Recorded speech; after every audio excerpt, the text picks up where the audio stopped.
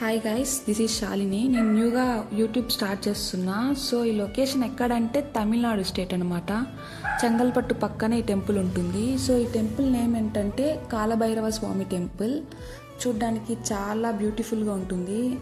And మీకు ఇలానే outdoor vlogs కానీ కుకింగ్ వ్లాగ్స్ కానీ అప్లోడ్ చేస్తూ ఉంటా గైస్. అండ్ ఇంకోటి ఏమంటే ఇక్కడ 2 ways ఉంటాయి. ఫస్ట్ వే వచ్చి ఎంటర్ అవ్వడానికి అండ్ సెకండ్ వే వచ్చి ఎగ్జిట్ వేలో వస్తున్నారుగా అలానే. అండ్ ఇప్పుడు వెళ్ళేది మనం దర్శనం దారి అనమాట. వెళ్ళే దారిలోనే మనకి బయట నుంచి పెద్ద శివుడు ప్లస్ నంది ఉంటారనమాట. సో అక్కడ నుంచి మనం పిక్స్ కానీ బ్లాగ్స్ కానీ అండ్ వీడియోస్ కానీ ఇలా తీసుకోవచ్చు. అండ్ నాకు రీసెంట్గానే తెలిసింది చాలా ఫేమస్ టెంపుల్ అని. ప్రజెంట్ మేమైతే చెన్నైలో ఉంటున్నాం. సో నేను చెప్పా కదా పెద్ద శివుడు ప్లస్ నంది ఉంటారనమాట.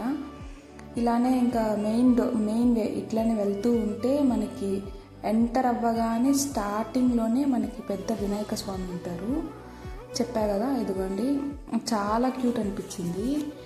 ఇంకా లోపలికి వెళ్ళాలి. అలానే ఇంకా లోపల వెళ్ళగానే ఇలా ఉంటుంది. చాలా షాప్స్ కానీ స్నాక్స్ ఐటమ్స్ కానీ జ్యువెలరీ సెట్స్ కానీ శారీస్ చాలా ఉంటాయి అన్నమాట. నేను వచ్చినప్పుడైతే ఫుల్ స్వామి వాళ్ళు వచ్చారు. చాలా ఫేమస్ టెంపుల్ అనమాట ఇది. ఎక్కువ ఆంధ్ర పీపుల్స్ కానీ ఫారిన్ పీపుల్స్ కానీ వచ్చి విజిట్ చేస్తూ ఉన్నారు. అండ్ మెయిన్ థింగ్ ఏంటంటే ఇక్కడ మెయిన్ వచ్చి చాలామంది ఫారిన్ పీపుల్స్ కానీ తెలిసిన వాళ్ళు ఎక్కువ మెడిటేట్ చేస్తుంటారు కదా, వాళ్ళు ఎక్కువ వచ్చి మెడిటేషన్ చేసుకొని మరి వెళ్తున్నారు.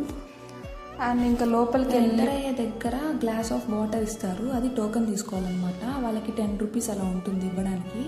సో ఆ వాటర్తో కాలభైరవ స్వామి పాదాలకి అభిషేకం చేస్తామన్నమాట. ఇది వచ్చి ఫుల్ లైట్స్తో క్లౌడ్స్తో సెట్టింగ్ అనమాట. నేను పైన నుంచి బ్లాగ్ తీస్తున్నా. ఇది ఇంకా లోపల ఇలా ఉంటుంది. నేను పైన నుంచి బ్లాగ్ తీస్తున్నా. సో గైస్, ఇదంతా ఈ సెట్టింగ్ అంతా చాలా బాగుంది. అండ్ మెయిన్ పెద్ద శివుడు అండ్ బ్యాక్ సైడ్ వచ్చి కాలభైరవ స్వామి ఉంటారనమాట. ఇది చెప్పా కదా, ఇక్కడ ఫ్రంట్ అయితే శివుడు ఉంటారనమాట. ఈయన బ్యాక్ సైడ్ వచ్చి కాలభైరవ స్వామి ఉంటారనమాట. సో ఇక్కడ స్టెప్స్ ఉంటాయి కదా, ఈ స్టెప్స్ దగ్గర ఒక్కొక్క రాశిఫలం ఉంటుందన్నమాట. అంటే ఇప్పుడు మనకి మీనరాశి కానీ కర్కట రాశి కానీ ధనుసు రాశి ఇలా ఉంటాయిగా. సో ఒక్కొక్క స్టెప్కి ఒక్కొక్క రాశి ఉంటుంది. అక్కడే ఫస్ట్ స్టార్టింగ్ ఇటు సైడ్ వచ్చి ఎంట్రన్స్ అంటే స్టెప్స్ ఎక్కి వెళ్ళాలి. అండ్ ఇది దిగగానే ఇంకా అయిపోతుంది.